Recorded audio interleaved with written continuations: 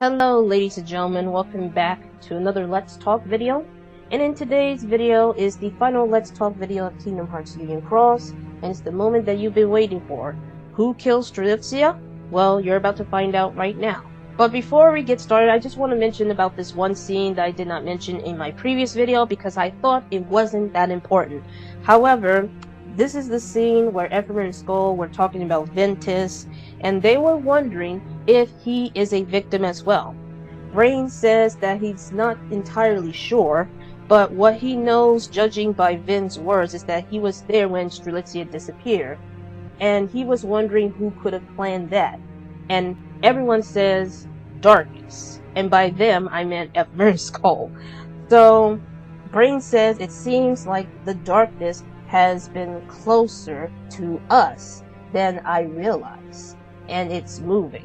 So all I have to say is that this is kind of interesting, but also kind of scary if darkness is moving.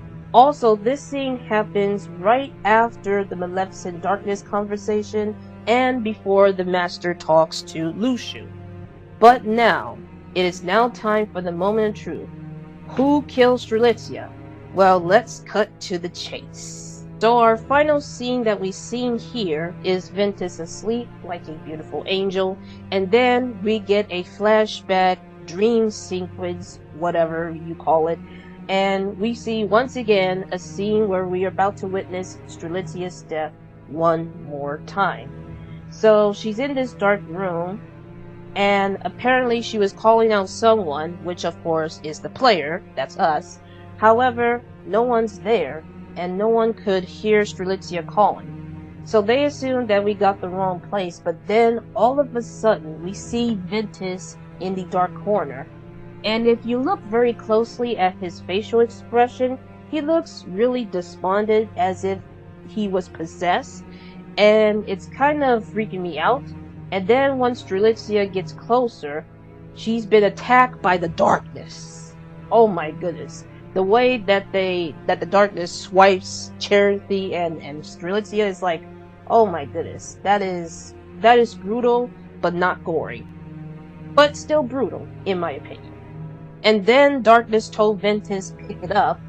So Ventus picks up the Book of Prophecies, and then Darkness says, now let's go. And as you can look very closely, Darkness is right behind Ventus. And then Darkness has teleport one side to another because Darkness does not want to get caught by Strelitzia once her eyes is open.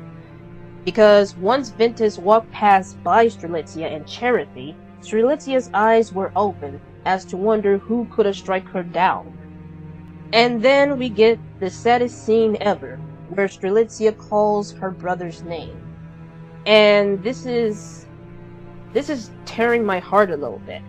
And I just have no words for it at this time. And then we get the big reveal, or at least what we expect to be the big reveal. We finally notice who Darkness is, or so we thought. Darkness turns out to be Master Ava. And even though we do know for sure that Darkness could change forms, especially people have been theorizing if Darkness is actually Master Ava. Some say yes, others says no. But there's still unanswered questions.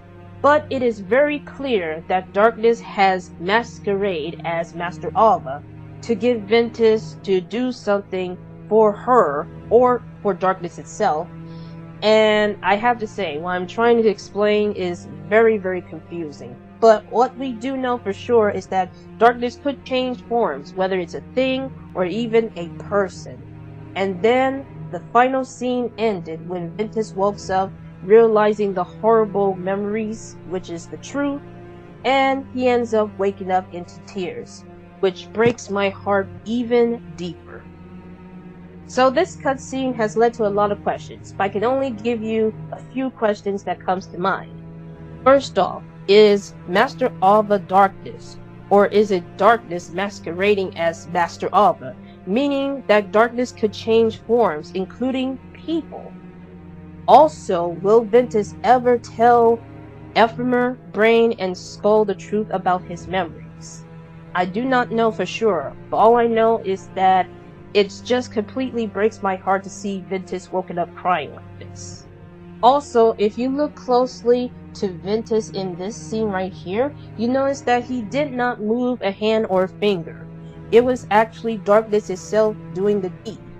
Also, if you look at Ventus's eyes, you notice that he looks like he was being possessed, meaning that there's still darkness inside of him. All I know right now, ladies and gentlemen, is that this is not the final story update that we have right now. I have a feeling that there's still more to come, and I cannot wait to see what happens next. But for now, that is it for today's video, ladies and gentlemen. Thank you guys so much for watching, and I'll see you all in the next video.